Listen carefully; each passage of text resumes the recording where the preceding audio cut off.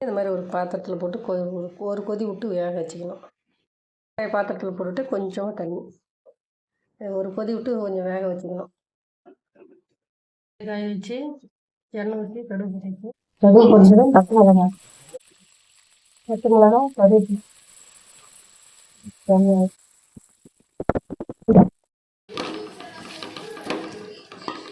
வெங்காயம் மிளகாய் இந்த மாதிரி வணங்கிட்டு கொஞ்சம் மஞ்சள் தூள் சுரக்காய் எடுத்து சுரக்காய் ஊற்றிட்டு தேவைக்கேற்ப உப்பு தேங்காய் கொஞ்சம் போட்டு கிளறி